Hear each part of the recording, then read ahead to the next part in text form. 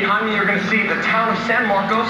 This area is called Terra Zoo, and for over 100 years, coffee crops have been so important that 100% of the local inhabitants' income is either directly or indirectly tied to coffee. This is Rafael Hernandez, and he makes his living exporting coffee, right? Right. And a lot of that comes from here and goes to the States. Correct. How much of your business goes to the United States? Over 60% of my exports. So if I pick up an espresso at a coffee shop in Los Angeles or New York or Seattle, and it's made with Costa Rican beans, there's a very good chance that it was harvested in a farm a lot like this one. Absolutely. This is definitely going to make it the best espresso in the world. Oh, the best espresso in the world is exactly what we're looking for to finish out our meal. You're in the right place. We're 6,000 feet above sea level, where all the environmental conditions produce a very specific flavor profile for the coffee beans inside these cherries. What does the altitude have to do with it? The higher you grow coffee, the slower it'll develop the cherry. The slower the cherry develops, the harder the bean will be. The harder the bean will be, the more dense, the more complex coffee.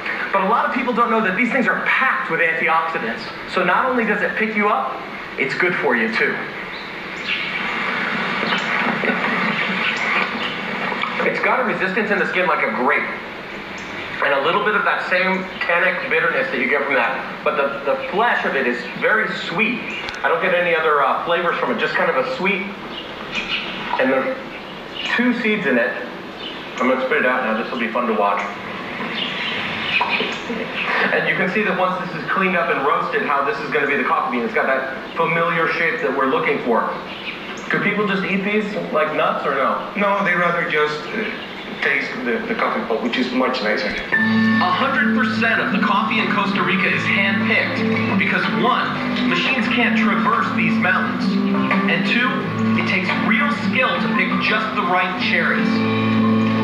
We've got our cherries coming in from the field. Now this is just a local farmer harvester who's bringing these in just like he does every day.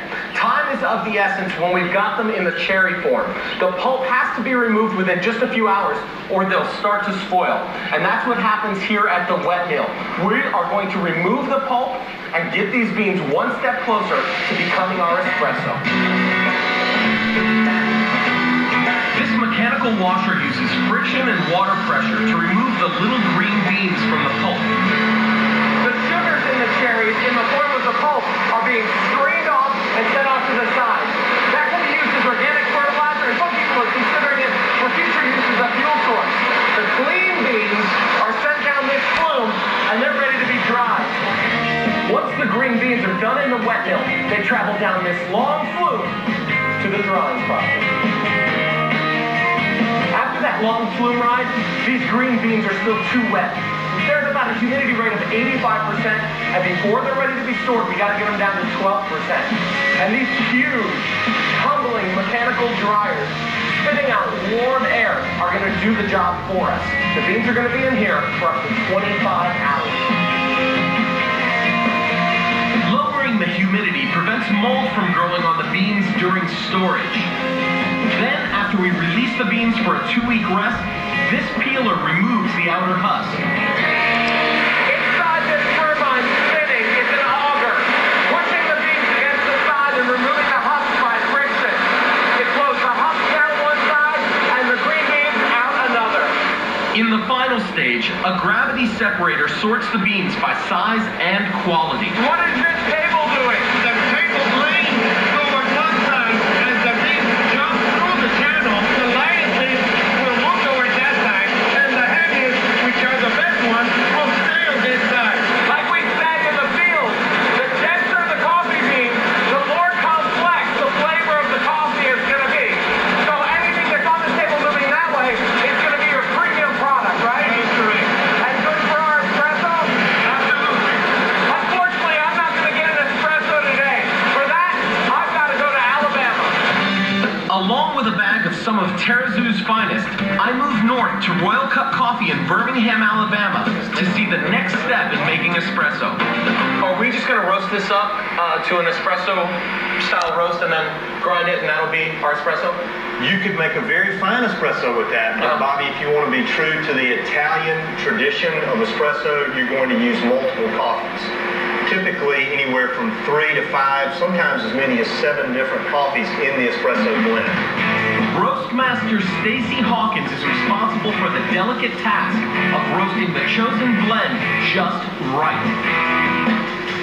After I get the Costa Rican beans into the hopper, Stacy gets them into the roaster, set at 400 degrees for 18 minutes.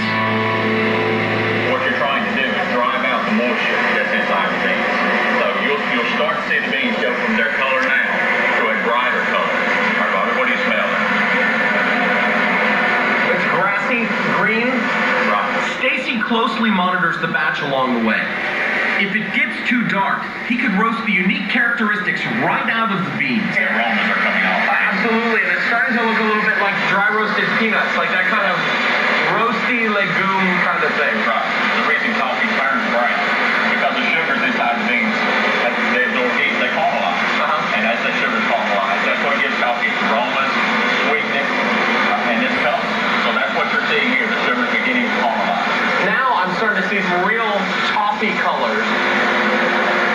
And what do you smell right there? Bread. Very good. What you get is a fresh baked bread smell and aroma coming off the beans. As you can see, further caramelization is taking place. The beans are getting darker. What's going to happen, we're going to lead into the stage where the beans will actually, through the roast, they will double in size. Oh, really? As the water in the beans evaporates, they release moisture with the sound of a crack, a sign that the roasting process is nearly complete. It's about to come out right now. So should I back up? It's not going to hurt you. Okay. Whoa. Boy, it is really popping here. Yeah. Like, it sounds like a crackling fire. Does every bean pop or just about all of them? Ideally, yes. The cooling pan spreads the beans out and sucks air down through them to stop the roasting process. Finally, Stacy blends his select roasted coffees together, and a couple of hours later, a fine grind, some steam, and some pressure. Cheers. Salute. Oh, really rich. Beautiful. And it's the Costa Rican coffee that really gives it that deep richness. Oh, yeah. Good stuff. Now that we know where all this great food came from, it's time to dig in. So dig in, everybody. Manja.